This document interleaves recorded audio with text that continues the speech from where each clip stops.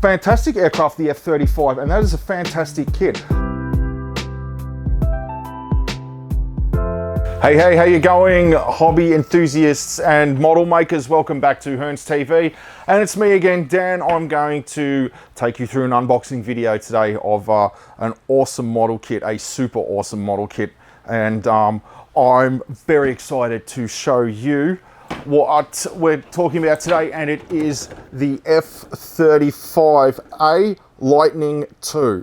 Yeah, now, I'm a big fan of the F-35. This was the winner of the Joint Strike Fighter competition, where it went up against the Boeing X-32, which is really one of the ugliest planes I've ever seen in my life, second only to the Akronoplane. But yeah, the F-35A there's three different variants, the A, B, and the C. This one is the conventional takeoff and landing version. There's a vertical takeoff and landing B version and a carrier version, the C model.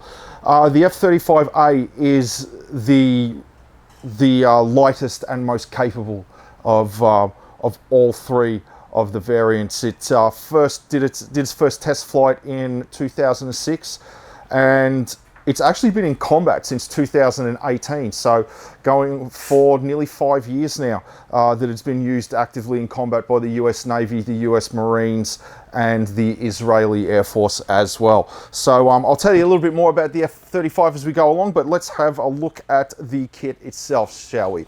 Now, as you can see, this is an Italeri kit, 32 scale, so this one's going to be pretty decent, and what a stunning picture on the front. Absolutely gorgeous. Like, you can see all of the fuselage, and this is where the gun is, the wings, and even the exhaust coming out there on the single engine, and comes with multiple decal sheets as well as photo etch parts. This is a fantastic kit. Let's have a look at it now. I'll just move that off to the side and open the box.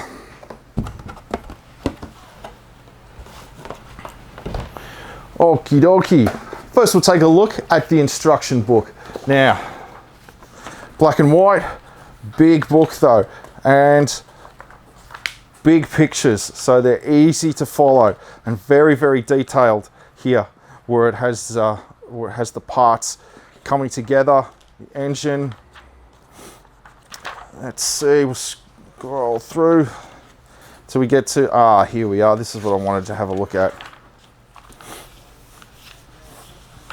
Now I'll hold this up to the camera so you can see where you have the paint scheme and all of the sawtooth edges on the F-35. These sawtooth edges here, or these broken lines, that's actually to stop it from being radar reflective. It breaks up the radar waves, so it has a very small signature. And you can see the colors, the grays, the air superiority grays, and placement of some of the decals for the different nations. There's Australia, and the coloring for some of the weapons that it would carry as well. So let's take a look now at some of the pieces. Now we'll start with, obviously we'll probably start with the fuselage. Now, check this out. Look at that. That's going to be a huge kit, absolutely huge. And you can see the shape of the fuselage here. I'll hold it up to the camera. In here, this is where the refueling probe would go into the body of the aircraft, and that's where the cannon is, and obviously the cockpit there, and more of the sawtooth edges breaking up its radar signature. And now the underside of the fuselage, all through here, and we'll hold it up. This is the weapons bays here and here. They open up. It could carry 6 air-to-air missiles as well as bombs, and this is where the landing gear, front landing gear, would recess into the body, and that's where the electro-optical system is located at the very front. And these two little inlets here and here, bring in cold air, and they help to cool down the engine and reduce the heat signature of the F35. So don't forget, those engines do generate quite a bit of heat. So your infrared signature can give you away even if you've got stealth technology and it breaks up your radar cross section. And now we're going to have a look at parts of the wing, or the main wings, and then the undersides here, and the tails canted outwards to prevent radar reflectivity as well, and some of the doors that would go where the landing gear would be. And this is, I'm guessing this is going towards the rear where the engine was. Now, a great deal of countries, despite a lot of the controversy around the F-35 because of cost overruns and a lot of the bad publicity, a great many nations have ordered it. So there's Australia, Belgium, Denmark, Israel, the UK, Italy, and recently also Poland and Germany have also started ordering the F-35. There's going to be thousands and thousands of these things in the future, and it's going to be the mainstay of air defense for most NATO countries. And even if you're outside of NATO, those who are allied with the United States. So now we'll have a look at this. Goes on the inside of the fuselage. That's hold the body together, and then we have the turkey feathers at the very end. I'll hold it up. The turkey feathers at the very end, where the exhaust would come out from the back of the engine. And here's the engine here. Fantastic detail on that. The F-35 is fitted with the most powerful engine that has been fitted to a fighter plane ever. And even though its maximum speed isn't as high as others, its thrust to weight ratio is immense. And here we have some of the landing gear and the S-bends here. These are the air intakes that would feed oxygen to the engine. The S-bend actually helps to break up radar waves as well and prevent it from return signature, so it can be detected. What do we got next? Let's have a look. We have inside the cockpit, right there. This is where the pilot would sit. Remarkable capabilities in the F-35. It's from what I'm told, I've never been inside the cockpit of one, but its cockpit is actually pretty simplified, and its helmet is incredibly advanced, and it can actually see through the floor or any part of the aircraft. So you have, the pilot always has a consistent picture of the battlefield and what's going on around him. And as well as this was a multi-role plane, so it was designed for interception, air superiority, strike, interdiction, and attack, but it can also do electronic warfare, as well as surveillance and reconnaissance duties as well. And here we have some of the doors. I think that's for the front landing gear, and some of the doors for the weapons bays right there. And here's where I'll turn it over so you can see.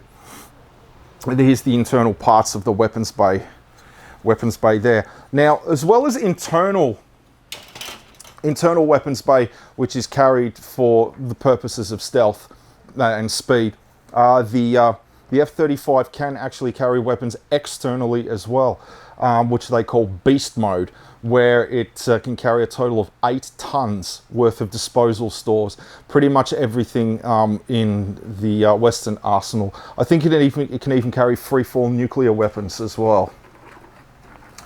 And now we're going to have a look at more of the doors that would go on the exterior of the aircraft, and more of the control surfaces. This obviously is going to be the tail section of the aircraft, and this is the seat where the pilot would be. More of the landing gear, and more of the internal parts of the weapons bay, and inside where the landing gear would recess into the fuselage of the aircraft. Now, nearly getting through it, I'm going to show you. Here we have everybody's favorite weapons. Now, one thing I like about this is the landing gear is actually flattened towards that part goes to the bottom, so it's weighed down, and well, if it's going to carry 8 tons worth of weapons externally, that's going to put a bit of pressure on your tires. But some of the weapons that they've got here, they've got the AIM 120 advanced medium range air-to-air missile, and what looks like the AIM 9X sidewinder heat-seeking missile, and then JDAM bombs there and there. And here we have the external pylons that would go underneath the wings. And then lastly, I'll show you what we got here. This is the canopy. I don't know if the camera can show you this, but it's got a slight gold tinge to the canopy there, which is, and that's where the electro-optic system would be seeing out of when it's underneath the nose of the aircraft. They had a slight gold tinge to it because it had radar absorbent material in it, once again to reduce its radar cross section so it can't be detected by the opponents. Fantastic aircraft, the F-35, and that is a fantastic kit. Very big kit, and yeah, not too many parts though. It's yeah, excellent. And just before I go, the F-35 program has probably been the most heavily criticized and over-exaggerated military program in history. There were a lot of problems with cost overruns, but due to a restructuring of the program in 2010, almost all of the problems were pretty much ironed out by the Pentagon. And there is the very big misconception that it is too expensive. That is not true. It is actually one of the cheapest aircraft on the market.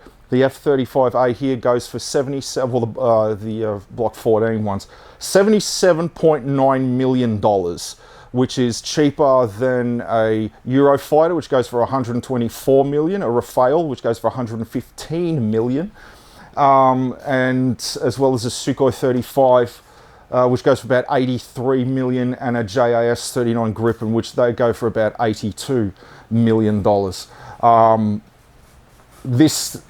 This aircraft is really going to prove itself in the future, that all of the critics have been very wrong about this thing. And there were a lot of problems, but you're not just building a new plane. This was an entire generational leap, you know, in a lot of ways. There was always going to be problems, but yeah. Anyway, enough about that. Fantastic kit, guys. Big kit. It'd be a lot of fun to put together. I really think you should grab it while you can. But yeah, cool. Thanks for tuning in and listen to me ramble on about this stuff like I always do. And don't forget to like and subscribe. Come into the store sometime soon. Say hi. We'll have a chat. And as always, rock and roll. Cheers.